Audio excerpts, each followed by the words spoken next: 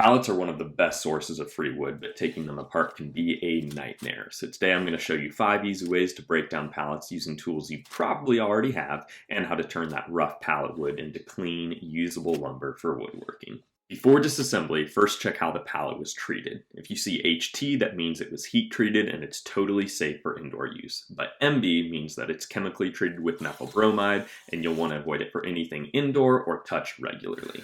Now, let's look at 5 different ways to take apart a pallet.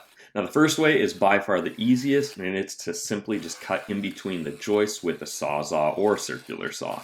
This makes it so that you don't have any nail holes in the wood that you're saving. However, it severely limits the length of the pieces that you can salvage. Now, the second method is to just use straight brute force. So just grab a hammer, grab a crowbar, and you can pry off these pieces. Now, sometimes I'm able to salvage full-length slats using this method. However, oftentimes, especially if the pallet is made of pine, the wood splits, and so I honestly probably only get 50% of the slats off without it splitting severely. So it creates a lot of waste, and you got to make sure that you have a lot of extra pallets to work with if you're going to use this method. Now, the third method is to cut the slats just on the end so you avoid the 2 end joists, but you have access to the middle. And then you just kind of wiggle it around a little bit. I know it sounds silly, but this definitely loosens it up. It makes it easier to get a crowbar behind so you can get that wood off without splitting it.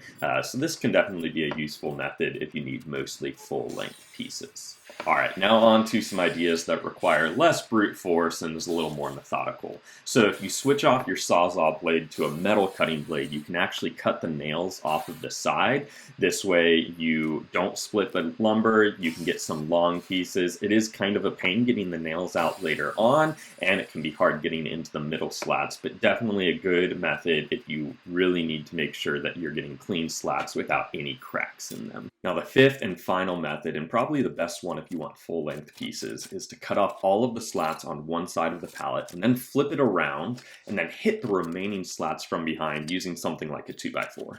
Now, if you strike close to the joist, most of the slats will pop right off without much splitting, and you'll end up with full-length usable boards. Now, I know there are tools made specifically for taking apart pallets, but honestly, I've never used them because I'm too cheap, and I'm assuming many of you are too, which is why you're watching this video. But if you do have experience with these tools, please let me know if they're actually worth it. I'm genuinely curious. Now, taking apart the pallet is just the first step. There's still some cleanup to do before this lumber is actually usable. So next up is removing all of the nails. If you leave any behind, they will destroy pretty much every tool you own, so make sure to be thorough here. I usually go at it with a hammer and a pair of pliers. It's simple but effective.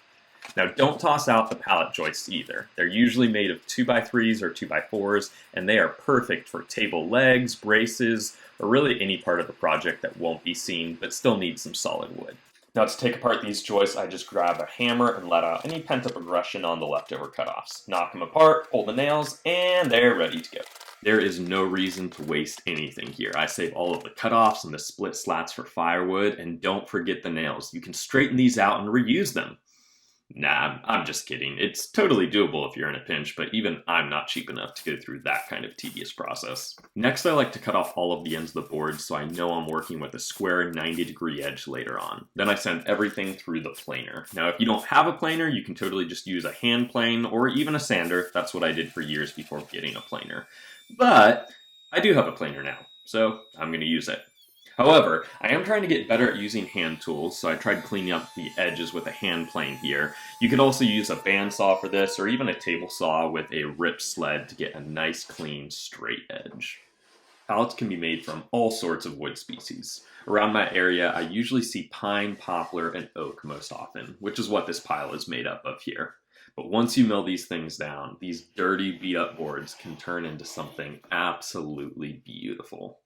With this bit of practice using the hand plane, I did learn something. As much as I love how therapeutic it feels shaving off those thin curls of wood with a razor-sharp blade, I am still terrible at getting a straight edge by hand. Guess I'll stick to the power tools for now. Now, this is all just the first step. So this video is the start of a little series where I'll show some projects I'm building from this lumber. So if you want to see what I'm making and maybe get some inspiration for your own pallet projects, make sure to follow along.